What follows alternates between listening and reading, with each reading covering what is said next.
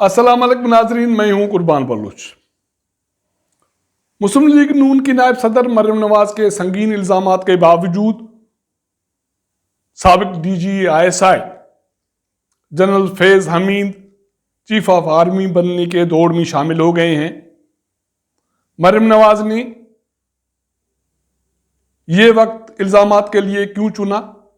Islamabad high court में उन्होंने जो दरखास्त दाखिल की उनमें इल्जामात किनके खिलाफ हैं? आने वाले दिनों में मरियम नवाज के बयानात इल्जामात के हवाले से कितने भारी होंगे? शहबाज शरीफ खामोशी में क्यों चले गए? और मीडिया ने तकरीबन 25 मिनट तक मरियम नवाज की गुफ्तगू लाइव दिखाई, जिनमें उन्होंने नाम लेकर संगीन इल्जामात लगाए और वो इल्जामात कोई किसी मामूली शख्स के खिलाफ नहीं थे, लेकिन वो सिटिंग जनरल के खिलाफ थे। अब देखना यह है कि आने वाले दिनों में उनके क्या असरात निकलते हैं। जिन दोस्तों ने मेरा चैनल सब्सक्राइब नहीं किया या नए दोस्त देख रहे हैं तो सब्सक्राइब करें, वॉच करें, शेयर करें। बात हो रही थी इस्लामाबाद में मरियम नवाज की मीडिया टॉक की और उनके तरफ से लगाए जाने वाले संगीन इल्जामात की। उन्हीं इल्जामात से कुछ लम्हे बाद आईएसपीआर से एक प्रेस रिलीज जारी होता है, जिसमें कुछ फौजी सरबराहों के अफसरान की तबादले और तकर्री होती है और उसके साथ साथ नया डीजी आईएसआई भी मुकर्रर होता है। महसूस ये किया जा रहा था कि मरियम नवाज ने जो इस्लामाबाद हाई कोर्ट में पिटीशन दाखिल की उसमें संगीन इल्जामात लगाए, उसके बाद नई चीज सामने आएगी, लेकिन डेवलपमेंट बिल्कुल मुख्तलिफ हो गई। अब देखना यह है कि आने वाले दिनों में होता क्या है, क्योंकि पाक फौज में तकर्री तबादले रूटीन है और DG ISI lieutenant general Faiz Hamid का तबादला भी रूटीन ही है। लेकिन ये चीज उस वक्त हुई जब मरियम नवाज ने उसके खिलाफ संगीन इल्जामात रिटन में लगाए और वो एक आला फोरम पर उसके हवाले से एक दरखास्त भी दी थी। Lieutenant general Faiz Hamid core commander Peshawar मुकर्रर हो गए, क्योंकि आर्मी चीफ की दौड़ में शामिल होने के लिए जरूरी है कि जनरल को किसी न किसी कोर में 1 साल रहना चाहिए था और जनरल फैज हमीद इस दौड़ में शामिल तो हो गए। लेकिन मरियम नवाज ने यह लम्हा क्यों चुना संगीन इल्जामात लगाने के लिए? हमारा मौजू वही है, लेकिन हम ये भी आपको बता दें कि लेफ्टिनेंट जनरल नदीम अहमद अंजुम नए डीजी आईएसआई मुकर्रर हो गए हैं।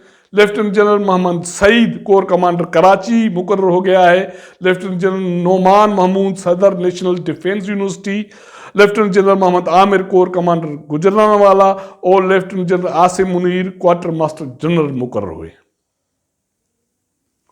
रूटीन की चीजें हैं, लेकिन सारे इस्लामाबाद में आज टॉक ऑफ टाउन ये तकर्रियां और तबादले हैं और मरियम नवाज की टाक है जो मीडिया ने 25 मिनट लाइव दिखाई, जिसमें उन्होंने नाम लेकर इल्जामात लगाए, जिसमें सर फहरस्त जनरल फैज हमीद साहब थे। क्या वजह थी कि मरियम नवाज ने ये वक्त चुना?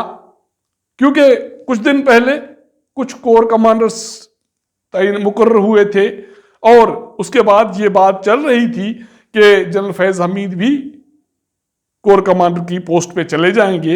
लेकिन उसके बाद मरियम नवाज ने इस्लामाबाद हाई कोर्ट में एक दरखास्त दे दी, उसमें उन्होंने संगीन इल्जामात लगाए और उन इल्जामात का जो लुबे-लुबाब था वो ये था कि मुझे या मेरे बाप को जो सजा आई है इवनफील्ड केस में, उसके पीछे अहम किरदार जनरल फैज हमीद है। मरियम नवाज ने इस्लामाबाद में जो मीडिया टॉक की, जो लाइव चलाई गई, उसमें उसका इल्जाम ये है कि जस्टिस बशीर के थ्रू जनरल फैज हमीद ने उसको सजा दिलाई।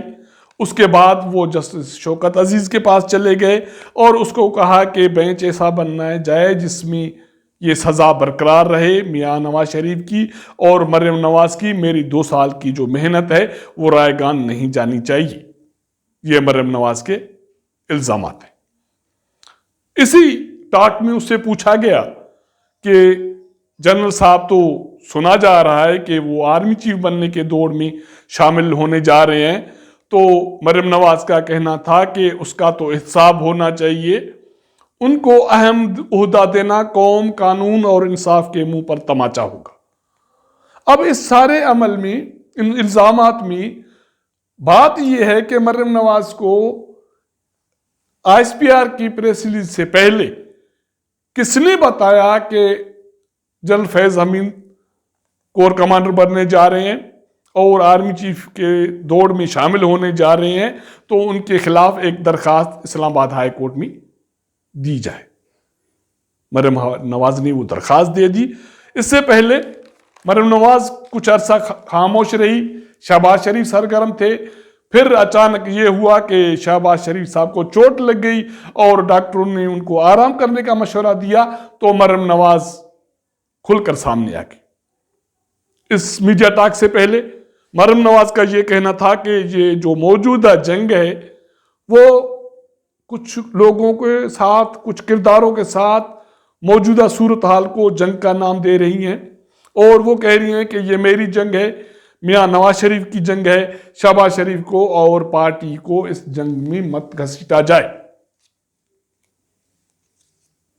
मरियम नवाज कहती हैं कि उनके पास नाकाबिल तरदीद सबूत मौजूद हैं और मैं तवक्का करती हूं कि हाई कोर्ट मुझे इंसाफ देगी और जो भी किरदार हैं जिस पर मैं इल्जामात लगा रही हूं उनको बुलाकर हल्फन पूछेगी कि क्या जो मैं इल्जाम लगा रही हूं उनमें सदाकत है या नहीं है। अगर सदाकत है तो मेरी सजा खत्म की जाए, अगर सदाकत नहीं है तो चोर की सजा मेरी सजा। मरियम नवाज के जो इल्जामात हैं अगर उनको हम मीडिया टर्म में इस्तेमाल करें तो उनको वाइट पेपर कहा जा सकता है, कच्चा चिट्ठा भी कहा जा सकता है। मरियम नवाज यहाँ खामोश नहीं रहती, वो कहती है कि अब पेंडोरा पेपर्स सामने आया, कोई जीआईटी नहीं बन रही। पानामा पेपर्स आया था, जीआईटी बनी थी, उसमें एक रिटायर्ड ब्रिगेडियर भी शामिल था जो आईएसआई का साबिक मुलाजिम था और उसके पीछे जनरल फैज हमीद थे जब वो जीआईटी बनी। और मैं गवाह हूं, जब मैं उस जीआईटी में गई थी तो मुझसे सारे सवाल उस ब्रिगेडियर ने किए थे, बाकी सारे किरदार खामोश रहे थे क्योंकि उस ब्रिगेडियर के पीछे जनरल फैज हमीद थे। मरियम नवाज कहती है कि जनरल फैज हमीद सारे अमल में नजर नहीं आते, लेकिन जैसे साकिब निसार दुनिया में इबरत का निशाना बन गए हैं, वो खुलकर कहीं जा नहीं सकते। जस्टिस खोसा कहाँ है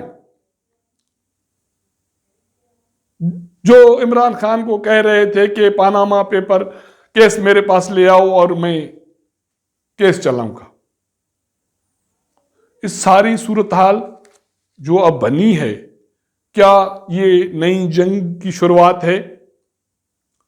इमरान खान पर संगीन इल्जामात हैं, जैसे साकिब निसार पे संगीन इल्जामात हैं, जैसे खोसा पर संगीन इल्जामात हैं, रिटायर्ड ब्रिगेडियर पे संगीन इल्जामात हैं और संगीन इल्जामात हैं पर। पाकिस्तान जैसे मुल्क में जब दुनिया में इतनी सारी सरगर्मियां चल रही हैं, इदारों के दरमियान, सियासी किरदारों के दरमियान और रियासती इदारों के अफराद के दरमियान इतना तनाव हो, इतनी संगीन इल्ज़ाम तराशी हो, तो ये सूरत हाल कहाँ थमेगी। अब देखना ये है कि आने वाले दिनों में मरियम नवाज के इन इल्ज़ामात के नतायज क्या निकलते हैं। मियाँ नवाज शरीफ तो बोलते ही रहते हैं, फिलहाल शहबाज शरीफ आराम करने के चले गए हैं और पार्टी भी खामोश है। आज मरियम नवाज जब यहाँ टॉक कर रही थी तो गिने चुने कुछ लोग वहाँ मौजूद थे और कैप्टन सफदर के हवाले से ये कहा जा सकता है कि वो मरियम के साथ हर जगह मौजूद होने की कोशिश कर रहे हैं, क्योंकि आज उनकी सरगर्मियों से लग रहा था कि वो मरियम नवाज को किसी न किसी खतरे से बचाने की कोशिश कर रहे हैं। अब वो खतरा क्या है वो तो कैप्टन सफदर बता सकते हैं। अगर हमारा ये व्लॉग आपको पसंद आए तो अपने दोस्तों के साथ शेयर कीजिएगा, अपना फीडबैक दीजिएगा। आपसे मुलाकात करेंगे अगले प्रोग्राम में, तब तक इजाज़त दीजिएगा। अल्लाह हाफिज़।